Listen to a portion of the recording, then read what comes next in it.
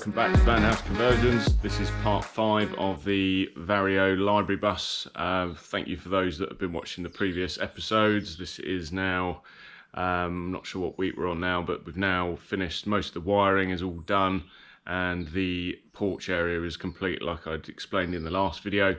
I'll give you a quick look and show you where we're at.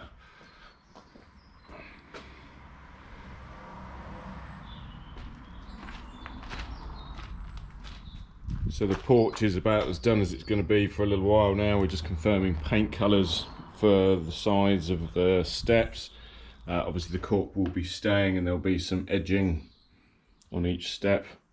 So all of the exposed ply there is going to be painted, and there's going to be a Kakoya doormat cut to size. And then the edge will be an aluminium piece of trim that's all sealed. Got a visitor.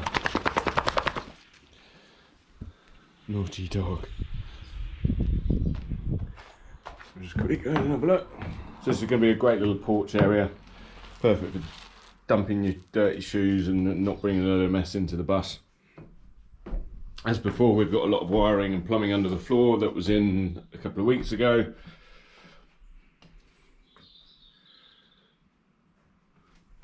The ceiling is now ready to be lined. We're doing a kind of false ceiling with a glow LED light around the edge of it, so that'll be it won't just be a matter of just putting ply up on the ceiling. It's going to be a little bit more complicated than that, but stay tuned for that in future episodes.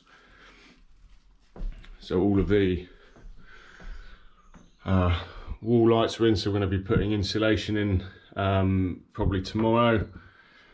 These are the air lines for the air sliding door, which we're moving the controls from up the top there where they used to be down to the door here. We're going to make a pretty little box which will house the regulator, and then there'll be the buttons on the front of the enclosure basically, so they can open it up and adjust the pressure on that. But otherwise the buttons will be on the front right by the door, as well as a light switch for the LED light that's out here. And then you'll come into the bus and we're going to be making a sofa here, as I've explained previously. This will be actually able to turn into an L-shaped sofa, as well as a double bed or a single bed, obviously, if you didn't fold it out. So we're intending on putting some kind of table that can be removed, probably a lagan table. So if it's a rainy day, the family can sit there and play cards or whatever they fancy doing. If they want to have an argument, maybe Monopoly. We're actually now going to be sticking with the idea of having a low-level wall here and not having a TV. And there's talks about having a projector that's hanging from the ceiling, so I'm considering making a screen that will pull down from the ceiling there. There will be a light on the wall here. Again, stay tuned for what different lights are going to be fitted. But I thought it'd probably be a good spot if they're able to sit down here and sit on the double chairs there for the to be able to see the projector. So obviously we'll have a shower here. We've confirmed now there's going to be like a barn style door that'll have a black rail that the door slides along. The door will be probably about 40 centimeters wide, so it'll only take up about a third, just over a third of the size of the front of the shower. That will allow the door to slide in front of the shower without it interfering with anything else. We're going to be building a unit here which is probably going to house just storage and potentially some kind of sound system, maybe even a record player, as the owners are quite into vinyls. So that's going to be a cool little feature there with a little sort of low-level wall. So as you come in, you'll be able to see straight out, obviously, and it will just be a really nice sort of grand entrance there. We're going to have 2 downlights in the shower, and obviously we've got the Max Air roof fan. There'll be a woo-woo waterless Simplet tiny toilet there, so that'll be sitting there with the water draining out the back and going underneath the van into the grey tank, as well as its own inbuilt fan. We'll put on a switch so it's not on permanently, as they are normally on all the time. And then obviously it will just be the kind of number 2s that you've got to deal with, and then the number 1s will go straight down the drain into the grey tank. Idea being is that obviously if you come in this way you'll have to kind of slightly manoeuvre around the toilet, but then you've got a really good area to shower so that all the water isn't going, you know, directly on the toilet, and you're having to stand over a toilet nearly to shower, as this is 1100 by 700.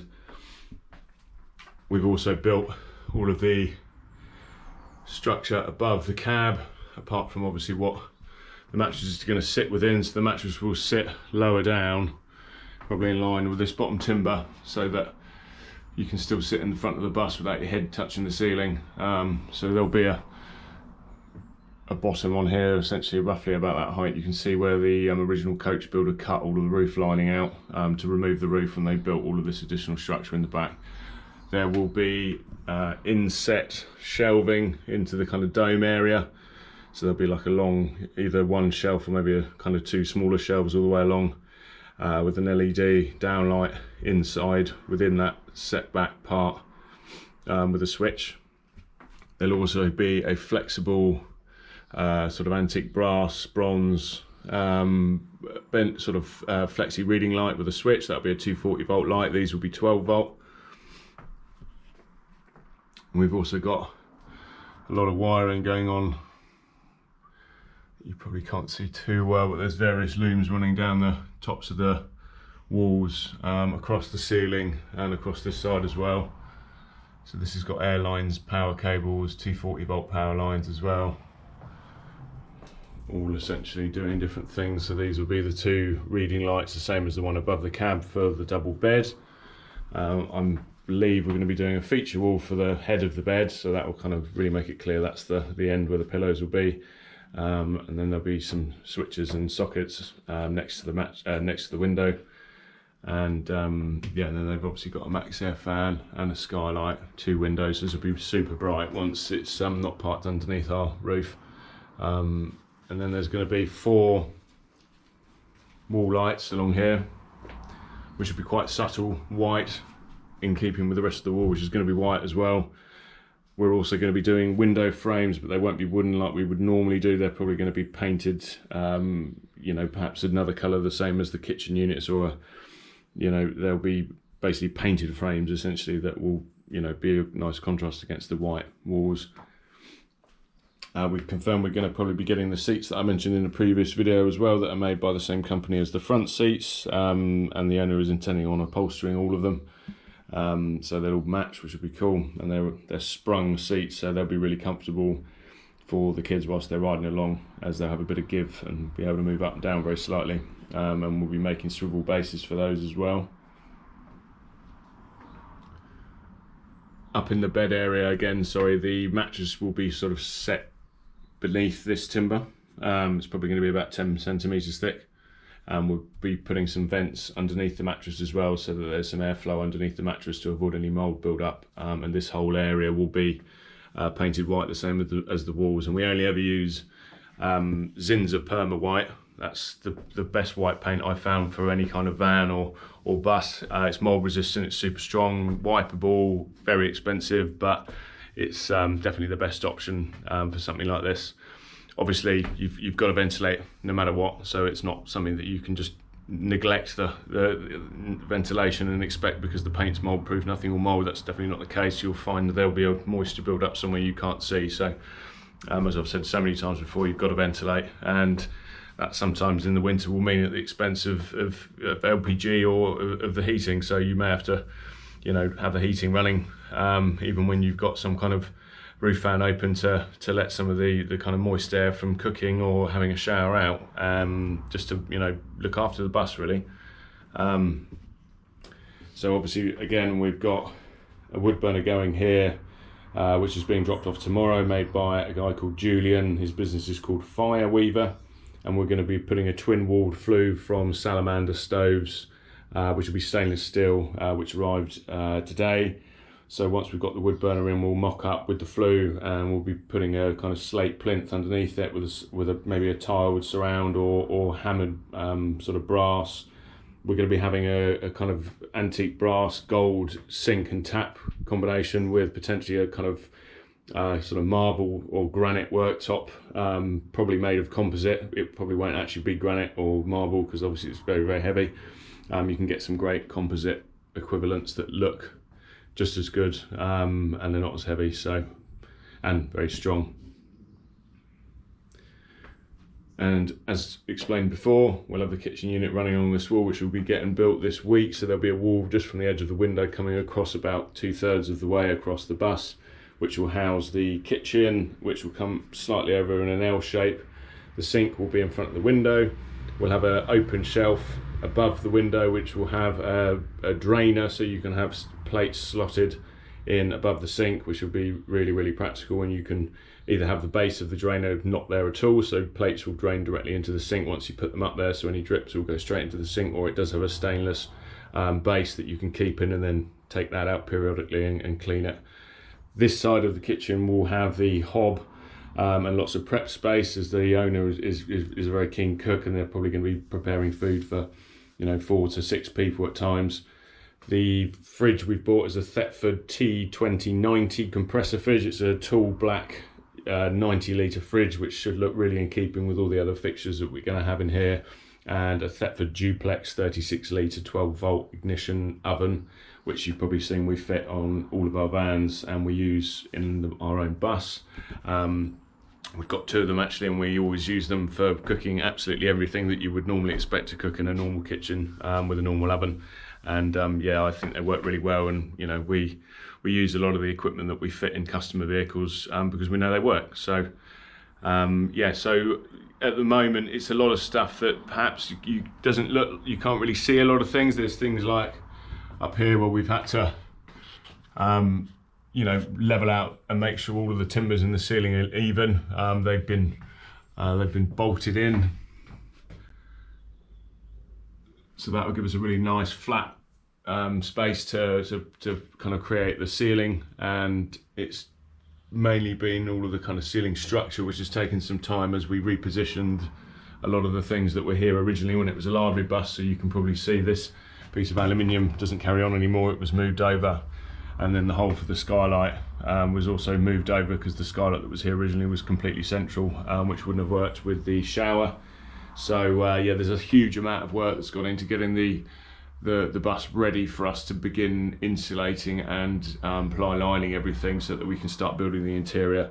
So yeah, I don't think a lot of people realise the amount of time involved to make sure everything's square, everything's even, everything's set out nicely, so that when you come to the fun bit really, it all goes more smoothly and you don't waste as much time having to cut awkward shapes and things where you've not set out because you're in a rush. So yeah, I'm really happy with how it's looking. It's very, very solid now that we've obviously built all of this interior structure. There's a few more little bits and bobs that need to be done in the back corners, but other than that, we'll be able to start cutting insulation, and yeah, within the next week or so it should look like a big silver box, and then hopefully soon after that a big wooden box. And yeah, we'll start building putting the walls for the shower in, building units, and mocking those up, which will then come back out and we will be painting them. We still haven't confirmed the exact colours that the kitchen units are going to be. It's going to be a very sort of slick look in here. It's, there'll be lots of colour breaking up the white walls and ceiling, lots of really cool lighting. It should feel really, really big in here, and it will be quite a contrast to ours, although ours was done in a real rush, so it's very likely I do another library bus build tour once we've spent some time on ours next year, and probably rejig a lot of the interior and remake some of the kitchen and play around with the layout to some extent, as now we've lived in it for 2 years. I know how I want things to be more functional and comfortable for us as a full-time home. But yeah, this bus is going to be an amazing space for the owners to travel around in and have holidays in, and just chill out in their land if they want to in the summer or the winter, whenever really. It'd be great for their kids to be able to have their own little private pad as they get older, to have friends over and even have little parties in here and stuff like that. It should be really cool.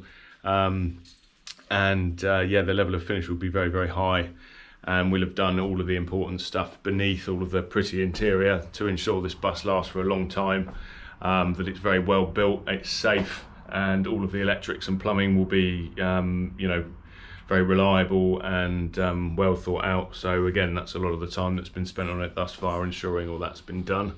Yeah, so the next video, I'm sorry I'm a couple of days late.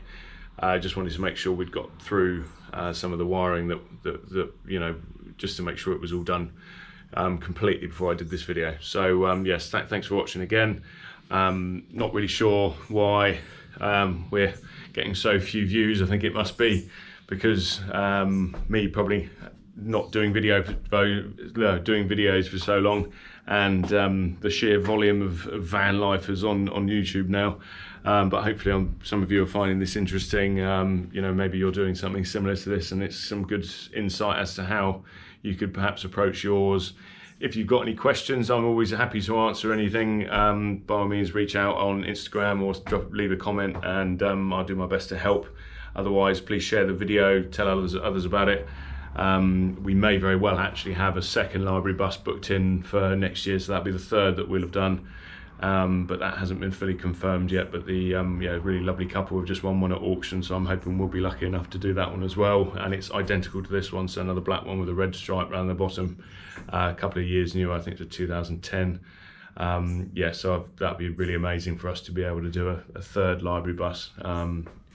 We're also hoping to do a van house conversions customer sort of campsite weekend in the summer of next year. So I'm hoping every van that we've done, the owners will want to come down and take part in just a little sort of mini van weekend really, and just have lots of food and music and stuff like that. And it'll all be vans that we've built. So hopefully there'll be about 20 vans there, which will be really amazing. And hopefully we can somehow get our library bus down there as well, and have done some of the modifications to that. So that'd be really cool if we could have 3 library buses and sort of 17 other vans down there, with some campfires going and stuff like that. So yeah, I'll definitely do a video of that if that happens, and we'll get some drone shots as well, and hopefully make a really cool video out of it. So yeah, thanks for sticking with Van House Conversions once again, and please like and subscribe and leave any comments, as we'd love to hear from you. See you on the next one. Bye.